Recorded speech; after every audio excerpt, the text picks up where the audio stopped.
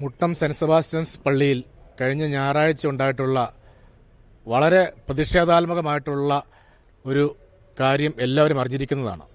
പള്ളിയോടനുബന്ധിച്ചുള്ള സ്ഥലത്ത് ഇരുന്ന പോസ്റ്റ് അത് തടസ്സം നിൽക്കുന്നതിനാൽ പള്ളിയിൽ നിന്ന് തന്നെ അത് മുൻകൈയെടുത്ത് മാറ്റുകയും, എന്നാൽ അതിനെതിരെ ഒരു സംഘം ആളുകൾ, പ്രത്യേകമായിട്ട് ചില വിഭാഗത്തിൽപ്പെട്ട ആളുകൾ സംഘം ചേർന്ന് അതിനെതിരെ പള്ളിയിൽ വന്ന് സംഘർഷാവസ്ഥ സൃഷ്ടിക്കുകയും ഒരു ഭീകരാന്തരീക്ഷം ഉണ്ടാക്കുകയും ചെയ്തത് അങ്ങേയറ്റം പ്രതിഷേധാർഹമാണ്.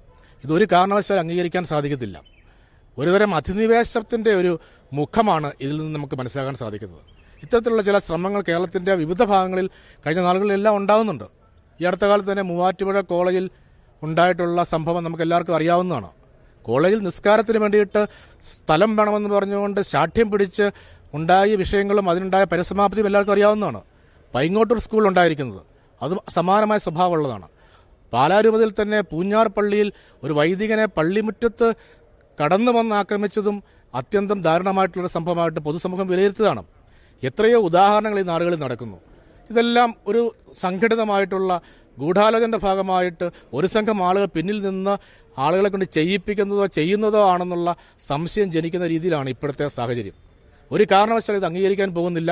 നമ്മളുടെ സ്ഥാപനത്തിൽ വളരെ സമാധാന അന്തരീക്ഷത്തിൽ ശാന്തിയുടെയും സമാധാനത്തിൻ്റെ സന്ദേശവുമായി നിൽക്കുന്ന നമ്മളുടെ പള്ളിയും പള്ളിയോട് ചേർന്നുള്ള പരിസര പ്രദേശങ്ങളിലുള്ള നമ്മളുടെ സ്ഥാപനങ്ങളെയും അതിക്രമിച്ച് കടക്കാമെന്നോ അല്ലെങ്കിൽ അത്തരത്തിലുള്ള ഇടപെടലുകളിലൂടെ നമ്മുടെ ആളുകളെ ഭീഷണിപ്പെടുത്താമെന്നോ ആരെങ്കിലും വ്യാമോഹിക്കുന്നുണ്ടെങ്കിൽ അവർക്ക് തെറ്റി, ഒരു സംശയമില്ല, അവർക്ക് തെറ്റി.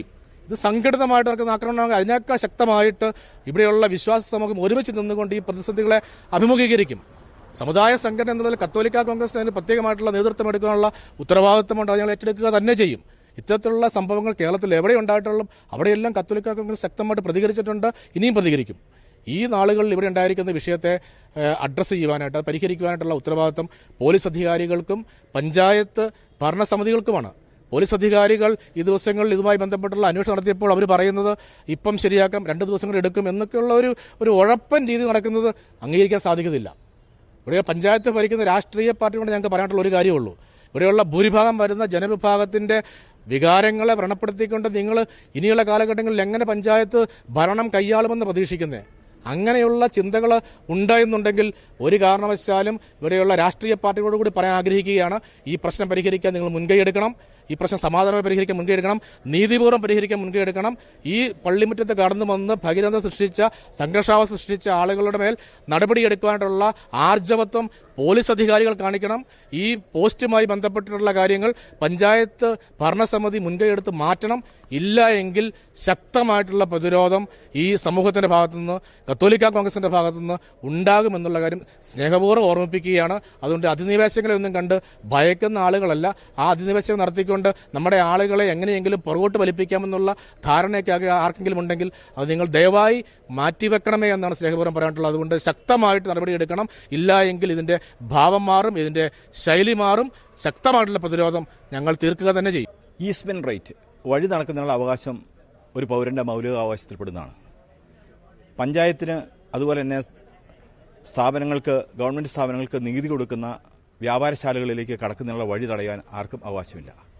ഇവിടെ ഇപ്പോൾ കാണുന്നത് ഈ പള്ളിയുടെ സ്ഥാപനത്തിലേക്ക് ഉള്ള വഴികൾ മനഃപൂർവ്വം കുറച്ചാളുകൾ പോസ്റ്റും ഒക്കെ ഇട്ട് തടഞ്ഞ് ആളുകൾ ഇവിടേക്ക് കടക്കുന്നത് തടഞ്ഞിരിക്കുകയാണ്. അതിനെ ചോദ്യം ചെയ്യുമ്പോൾ അതിനെതിരെ നിയമവിരുദ്ധമായ ഗുണ്ടായുസവും അതുപോലെ തന്നെ സംഘടിത ശക്തി ഉപയോഗിക്കുകയും ചെയ്യുന്ന വളരെ ജനാധിപത്യ വിരുദ്ധമായ നിയമവിരുദ്ധമായ നടപടിയാണ് ഇപ്പോൾ കാണുന്നത്. ഇത് ഒരു കാരണവശാലും അംഗീകരിക്കാൻ പറ്റുന്ന ഒരു കാര്യമല്ല.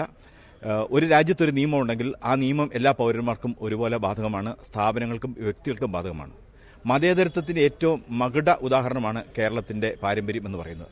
ആ മതേതരത്വത്തിന് കളങ്കം വരുത്തത്തക്ക രീതിയിൽ ഒരു ദേവാലയത്തിന്റെ അനുബന്ധമായ സ്ഥലങ്ങളിലേക്ക് ആളുകൾ കടക്കുന്ന തടയത്തക്ക രീതിയിൽ ഒരുപറ്റം ആളുകൾ സംഘടിതമായി നടക്കുന്ന ശ്രമത്തെ അങ്ങേയറ്റം അപലപിക്കാനും അധികാരികൾ ഈ കാര്യത്തിൽ അടിയന്തരമായി കണ്ണു തുറന്ന് ഈ നിയമവിരുദ്ധ നടപടികൾ തടയുന്നതിനുള്ള കാര്യങ്ങൾ ചെയ്യുകയും ചെയ്യണം.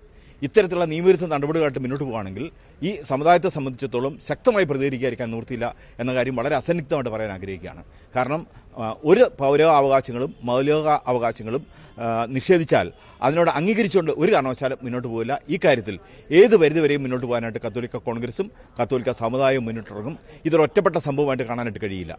ഇത് മുട്ടത്ത് മാത്രം നടന്നിട്ടുള്ള ഒരു സംഭവമായിട്ട് കാണാൻ കഴിയില്ല. കേരളത്തിന്റെ പല ഭാഗത്തും ഇതുപോലെ ചില വ്യക്തികൾ ക്രൈസ്തവ സ്ഥാപനങ്ങൾക്ക് നേരെ സംഘടിതമായ ആക്രമണങ്ങളും അതുപോലെ തന്നെ അവകാശ നിഷേധങ്ങളും നിയമവിരുദ്ധ പ്രവർത്തനങ്ങളും നടത്തുന്നുണ്ട്. അതിനെ അതിശക്തമായി തന്നെ നേരിടും. നിയമവിധേയമായ രീതിയിൽ തന്നെ അതിനോട് പ്രതികരിക്കുകയും ചെയ്യും.